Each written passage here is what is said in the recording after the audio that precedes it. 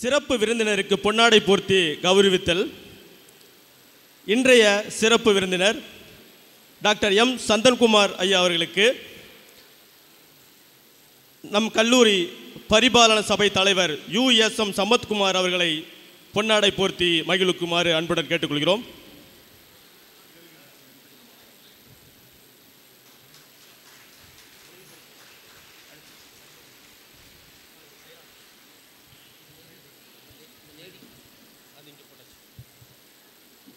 அடுத்தாக நினைவு பரிசினை வழங்கி கௌரவிக்குமாறு நம் கல்லூரியின் பரிபாலன சபை செயலாளர் அவர்களை அன்புடன் கேட்டுக்கொள்கிறோம்.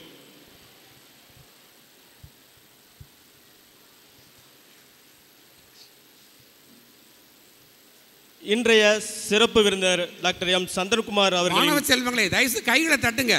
கைகளை தட்ட அவங்க ஆயுசு எல்லாம் கூடும். நல்லா கை தட்டலாம். நீங்க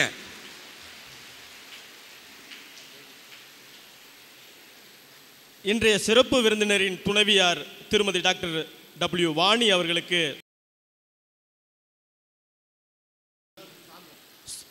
பொன்னாடை போர்த்தி கௌரவிக்குமாறு நம் கல்லூரியின் பரிபாலன உப தலைவர் டெய்சி ராணி அம்மையார் அவர்களை அன்புடன் அழைக்கிறோம்.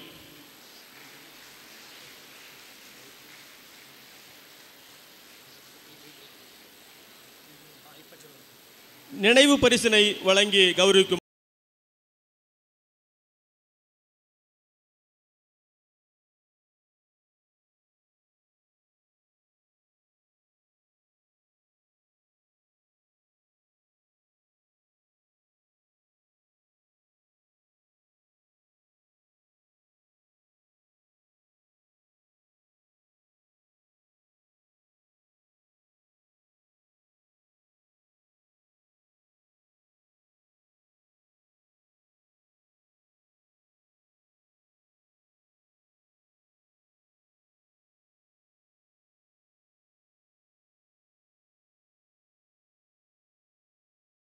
உற்ற உறவும் ஒதுங்கி நிற்கும் போதெல்லாம் கவச உடை தரித்து நீளும் உங்கள் கருணை கரங்களுக்கு எங்கள் கனிவான வணக்கங்கள்.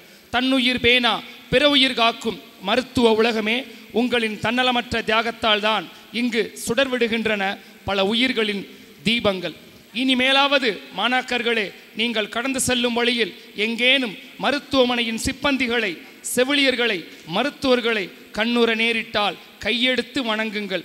ஏனெனில் அவர்கள் மட்டுமே ஆபத்திலிருந்து நம்மை காக்கும் கடவுளின் பிரதிநிதியாக மண்ணிற்கு வந்தவர்கள். இன்றைய சிறப்பு விருந்தினர் குறித்து ஒரு சிறு அறிமுகம். இன்றைய சிறப்பு விருந்தினரின் பெயர் மருத்துவர் எம் சந்தன்குமார். 2005-2010 ஆண்டு சென்னை ஸ்ரீ ராமச்சந்திரா பல்கலைக்கழகத்தில் MBBS பட்டம் பயின்றவர். 2010-2011 ஆண்டு மதுரை மருத்துவக் கல்லூரியில் பயிற்சி மேற்கொண்டவர். 2012-2015 ஆண்டு SRM மருத்துவக் கல்லூரியில் MD குழந்தை மருத்துவம் பயின்றவர். ஜூலை 2015 மெட்ராஸ் மருத்துவக் கல்லூரியில் மருத்துவர் இந்துமதி சந்தானம் அவர்களின் மேற்பார்வையில் FBEM குழந்தைகள் அவசர நிலை சிகிச்சையில் ஃபெலோஷிப் பயின்றுள்ளார்.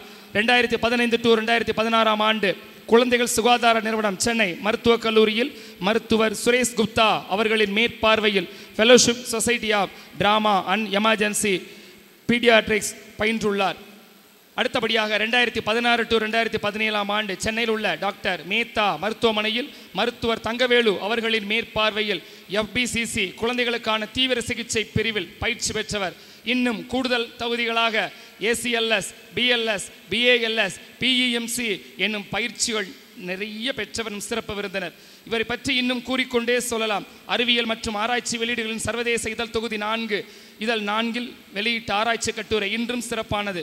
ஜிப் தீவிர சிகிச்சை நெறிமுறை புத்தகம் வெளியிட்டுள்ளார்.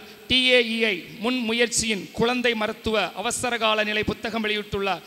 கிரி குழந்தை மருத்துவத்திற்கான அவசர படிப்பு என்ற ஒரு படிப்பினுடைய தன்மையை கூறியுள்ளார். குழந்தைகளுக்கான நர்சிங் நெறிமுறைகளின் இணை ஆசிரியர்.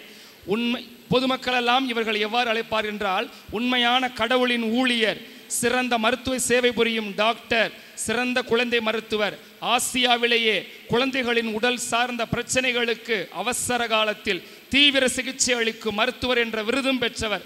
இவருடைய தந்தை மருத்துவர் மகாலிங்கம் ஐயா அவர்களும் குழந்தைகளுக்கான தீவிர சிகிச்சை அளித்து குணப்படுத்தக்கூடிய வல்லவர். இத்தனை சிறப்புகளை பெற்ற மருத்துவர், சிவஜோதி மருத்துவமனையின் சிறந்த மருத்துவருமான டாக்டர் சந்தன்குமார் அவர்களை சிறப்புரையாற்ற வருமாறு அன்போடு அழைக்கின்றோம்.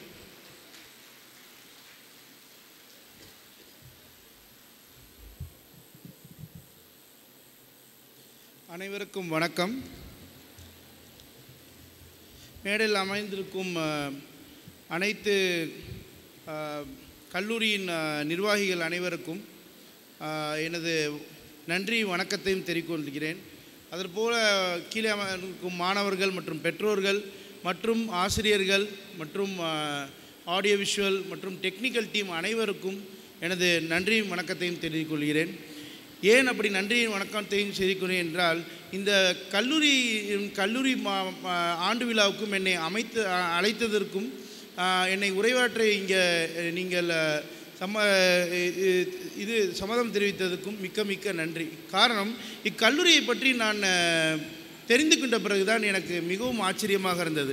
1947 இக்கல்லூரி செயல்படுகிறது என்றால் எத்தனை நிர்வாகிகள், எத்தனை மாணவர்கள் வெளியே சென்றிருப்பார்கள், அவர்களால் பயன்பட்ட எத்தனையோ பேர் இந்த உலகத்தில், தமிழ்நாட்டில், இந்தியாவில் இருப்பார்கள் என்பதை எண்ணிக்கும் பொழுது மிகவும் பிரமிப்பாக இருந்தது. ஏனென்றால் இத்தனை வருடமாக ஒரு கல்லூரி இயங்குவது என்பது சாதா விஷயமல்ல. இதற்கு முக்கியமாக அந்த நிர்வாகிகள், ஆசிரியர்கள் மற்றும் நான் டீச்சிங் ஸ்டாஃப் முதற்கொண்டு எவ்ரிபடி வில் பி ஒரு பெரிய ஒரு எலும்பாக இருந்து தான் செயல்பட்டு வந்திருப்பார்கள். ஸோ முதலில் நம்ம எப்பயுமே வந்து இந்த கல்லூரி உங்களுக்கு வந்து A++ கிரேடில் வந்து அவங்க இருக்காங்க. இந்த கல்லூரி A++ கிரேட் என்பது சாதா விஷயமே கிடையாது. ஏனென்றால் நம்ம இப்பொழுது கல்லூரியில் படிக்கும் பொழுது இதன் அருமை தெரிவதை விட, நாம் கல்லூரியை முடித்து பிற்காலத்தில் இம்மாணவர்கள் தொழிலதிபர்களாவோ அல்ல மேலாளர்களாகவோ ஆசிரியர்களாகவோ இல்லை ஒரு அரசு பொறுப்பில் இருப்பவர்களாகவோ இயங்கும் பொழுதோ இல்லை வெளிநாட்டில் வேலை செய்யும் பொழுதோ இந்த கல்லூரியில் படித்தது மற்றும் இந்த கல்லூரியில் கற்றுக்கொண்ட சோஷியல் மெசேஜஸ், அதாவது தன் நண்பர்களுடைய பழகக்கூடிய ஆசிரியர்கள் பழகக்கூடிய ட்ரைனிங்கள் மற்றும் எக்ஸ்ட்ரா கரிக்குலர் ஆக்டிவிட்டீஸ் என்பது மிகவும் முக்கியமான ஒன்றாகவும், அது வந்து நம் பின்காலத்தில் உபயோகிக்கப்படும் பெரிய ஒரு ஊக்குவிக்கும் பொருளாகவும் கண்டிப்பாக அமையும். ஆகையால் இப்பொழுதே சிறு சிறு விஷயங்களினாலும் நன்று இந்த கல்லூரியில் உங்கள் பயணத்தை இனிதென அமைத்து கொள்ளுங்கள். இதில் முக்கியமாக இங்கிலீஷில் ஒரு 5 மேஜிக் வேர்ட்ஸ் இருக்கிறது. அதை எப்பயுமே நம்ம கல்லூரியிலையும் சரி, பள்ளியிலையும் சரி, எங்கேனாலும் வாழ்க்கையிலையும் சரி, எப்பயுமே நம்ம வந்து இதை வந்து யூஸ் பண்ண தெரிஞ்சுக்கணும். ப்ளீஸ், தயவு செய்து, தேங்க்யூ, நன்றி, சாரி, மன்னிக்கவும், எக்ஸ்கியூஸ் மீ, ஒரு நிமிடம், யூஆர் வெல்கம், பரவாயில்லை ஆகிய இந்த 5 மொழிகள் எப்பொழுதுனால் யார் நம்மளுக்கு வந்து ஒரு உதவி செய்தாலும் நாம் அதை போய் கேட்டு பெற்றுக்கொண்டாலும் இதை இந்த 5 வார்த்தைகளை உபயோகித்தோம் என்றால் நமது செயல் திட்டங்கள் மிகவும் சுலபமாக செயல்படுத்த முடியும் என்பதை நான் மிக உறுதுணையாக நம்பிக்கை கொள்கிறேன்.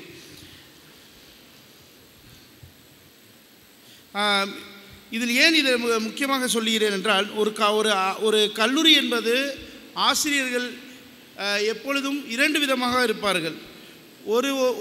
ஒரு செக்டார் இருக்கவங்க வந்து ரொம்ப ஸ்ட்ரிக்டாக இருப்பாங்க, ரொம்ப ஸ்டர்னாக இருப்பாங்க. ஒரு செக்டார் வந்து ரொம்ப சாஃப்டாக இருப்பாங்க. சில நேரம் நம்மளுக்கு வந்து ஏன்டா அவ்வளோ ஸ்ட்ரிக்டாக இருக்காங்க, ரொம்ப இதாக இருக்காங்களே அப்படின்னு தோணும். ஒரு சிலர் வந்து ரொம்ப நம்மளுக்கு ஃப்ரெண்ட்லியாக இருப்பாங்க. இதில் இந்த ஸ்ட்ராங்காக ஸ்ட்ரிக்டாக இருக்கிறவங்க எப்பயுமே ஞாபகிச்சுக்கோங்க, அவங்க நம்மளை வந்து நம்மளை வந்து சிலையாக மாற்றுவதற்காகத்தான் இப்படி கடுமையாகவும் நம்மளை விமர்சிப்பதற்காகவும் தவிர மற்றபடி அவர்களுக்கு எந்த உள்நோக்கமும் கிடையாது. ஆகையால் நாம் எப்பொழுதும் நம் ஆசிரியர்களை எக்காரணத்தும் நாம் ஒருபொழுதும் மரியாதை குறைவாகவோ இல்லை அவர்கள் நட்பு பாராட்டாமலோ நாம் இருக்கவே கூடாது. அது ரொம்ப முக்கியமான ஒன்று. இப்போ எங்ககிட்டே ஒரு ப்ரொஃபஸர் இருந்தார். இப்போ நாங்கள் வந்து யூஸ்வலாக எப்படி இருக்குன்னா, வார்டில் ரவுண்ட்ஸு நடக்கும். இப்போ ஒருத்தர் வந்து இருப்பார், எங்கள் சீஃபு, அவர் தான் சீஃபு, பயங்கரமாக திட்டிகிட்டே இருப்பார். வந்தாலே இதை பண்ணலையா அதை பண்ணலையா என்ன இது அப்படின்ட்டு பாரு பிடிச்சி பயங்கரமாக திட்டுவார். திருப்பி ஸ்டாஃப் ரூம் கூப்பிட்டு இதெல்லாம் பண்ணியாச்சா வந்து ரிப்போர்ட்டிங் கொடுக்கணும்.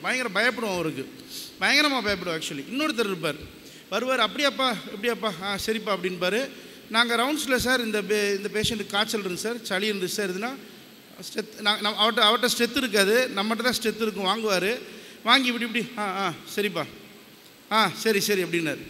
என்னடா அப்போ எங்கள் அசிஸ்டன்ட் ப்ரொஃபஸர் சொன்னார், டே அவர் தாண்டா உங்களுக்கு இந்த சீஃப் கடுமையாக இருக்கவர் தாண்டா உங்களுக்கு ஃப்ரெண்டு, இவர் சும்மா உங்களை சும்மா ஜாலியாக ஒப்பேத்திட்டு போகிறாரான்னார்.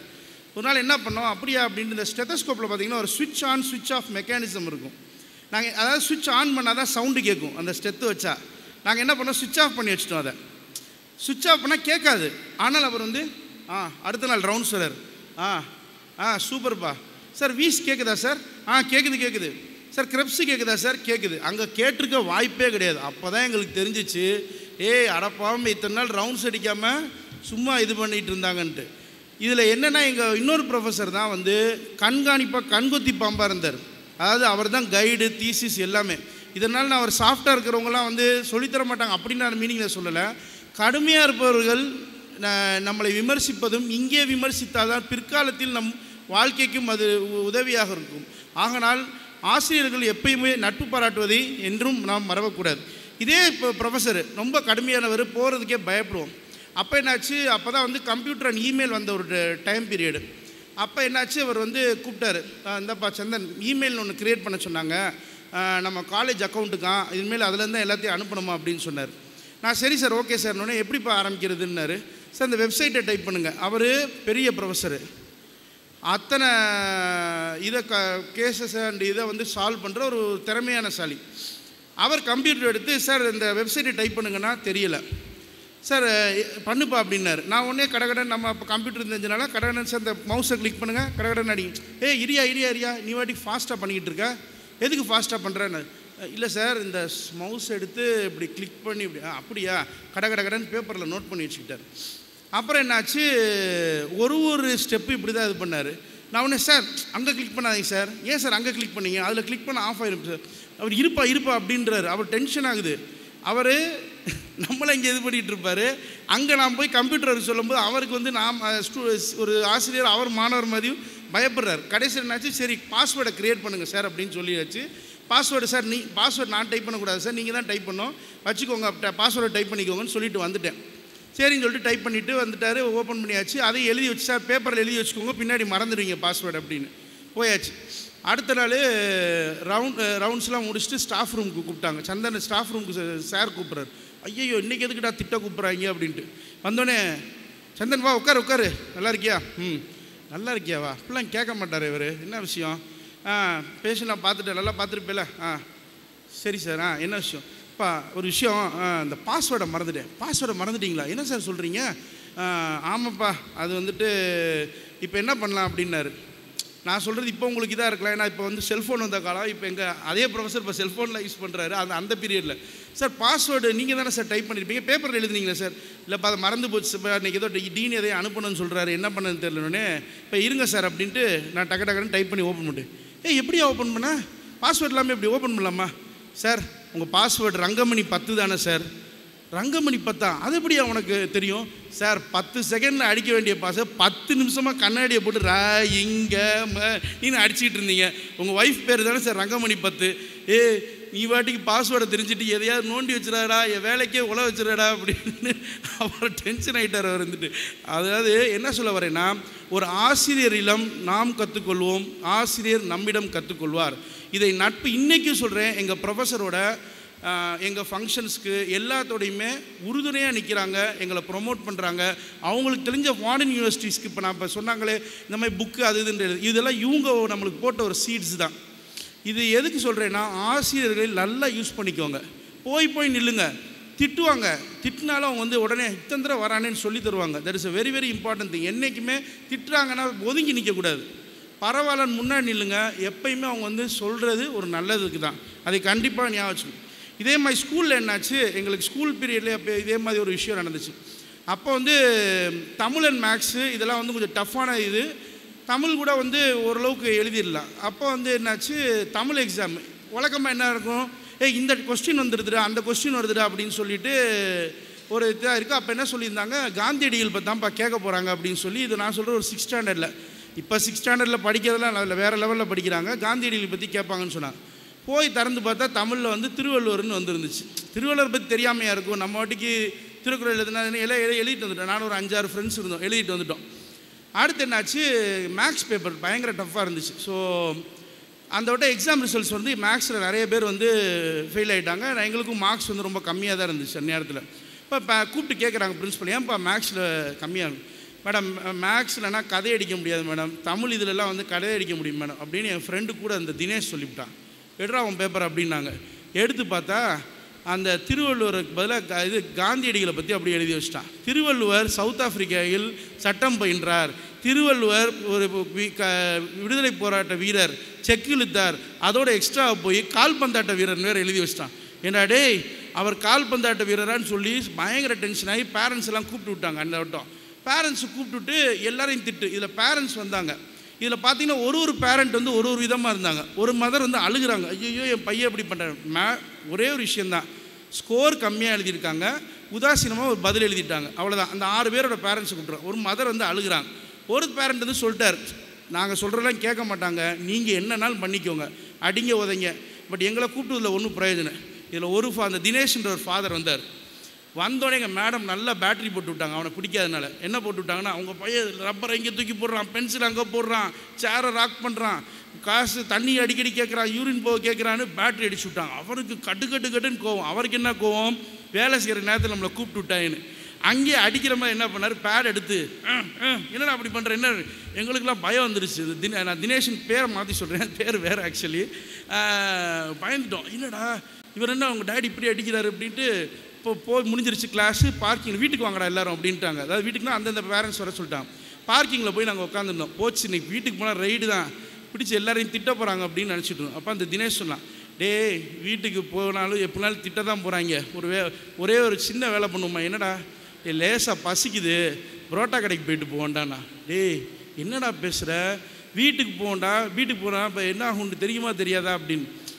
போய் ஆக போகிறோம், புரோட்டா கடைக்கு போயிட்டு போவோம் அப்படின்னு. சரி ஓகேன்னு சைக்கிள் எடுத்துகிட்டு ஏது காசு, அந்நேரத்தில் காசு இருக்காது, ஜாமெட்ரி பாக்ஸ் வாங்க வச்சுருந்த காசு, 5 பேர் 4 புரோட்டா பிச்சு போட்டாச்சு. சர்வர் வந்து ஊற்றி விட்டார். நாய் சாப்பிட்றோமே கடன்னு சாப்பிட்டு கையெல்லாம் கழுவிட்டு வெளியே கிளம்பினா தினேஷோட அப்பா நிற்கிறாரு, கடுன்னு நிற்கிறாரு. எங்களுக்குலாம் ஐயோ அங்கிள் அப்படின்ட்டு கர்ச்சீஃபை மூடிட்டு நாங்கள் ஓடி போயிட்டு சரி செத்தாண்டா தினேஷ், நாளைக்கு வரும்போது பாரு அவன் உடம்பு ஃபுல்லாக தடுத்தடுப்பாக இருக்கும் அப்படின்ட்டு நினச்சி வந்தால் வரான். கூலாக வழக்கம் போல ஹே அப்படின்ட்டு வரான். என்ன அடிக்கலையா அவனு? என்ன இல்லை ஒன்றும் சொல்லலை, ஆக்சுவலி ஒன்றும் சொல்லலையா அவர். இனிமேல் பிரச்சனை பண்ணாதான் ஒழுங்கா படின்னு மட்டும் சொன்னார். இதை எதுக்கு நான் சொல்கிறேன்னா, பெற்றோர்களும் உங்களிடம் கடுமையாக இருக்கிறதுக்கு ஒரே காரணம் உங்களை வழி நடத்துவதற்கு தான் மட்டுமே தவிர வேறு எக்காரணத்துக்கு ஒன்றும் கிடையாது. இப்போ இதே தினேஷோட ஃபாதரு அங்கே ஏன் அப்படி நடந்துக்கிட்டாரு, நம்ம பையனை வேறு யாரோ தப்பாக சொல்கிறாங்க அவனை திருத்தணும்னு. அடுத்து அவன் ரொம்ப கூலாக இருந்ததுக்கு காரணம், சரி ஓகே அரவணைச்சுப்போம் நம்ம பையன் தானே. எதுக்கு இதை சொல்லுன்னா, பெற்றோர்கள் ஆசிரியர்களும் இருவரும் இருவித கண்கள் தான். அவர்கள் உங்களை வழிநடத்துறதுக்காக தான் கடுமையாக நடந்திருக்கின்றார். ஆகையால் எந்த பொழுதிலும் ஞாபகம் வச்சுக்கோங்க, நான் மீதி பேருமா அட்வைஸ் பண்ணலாம் இல்லை, மரியாதை குறைவாக எக்காரணத்து கொண்டும் நடத்தார். ஒரு தடவை ஒரு ஆள் திட்டுறாங்கன்னா ஃபஸ்ட்டு நின்று கேளுங்க, எதிர்வினை ஆற்றணும்னு நினைக்காதீங்க, அதுக்கான வயசு இது கிடையாது. இந்த பொறுமை என்பது உங்களை பல இடங்களுக்கு கொண்டு செல்லும். அதே போல் கல்லூரி முடித்த பிறகும் உங்கள் ஆசிரியர்களும் உங்கள் கல்லூரி நிர்வாகிகளும் நட்பு பாராட்டுங்கள், அது உங்களுக்கு பலவிதமாக உதவும் என்பதை நான் தாழ்மையாக கூறிக்கொள்கிறேன். நன்றி, வணக்கம்.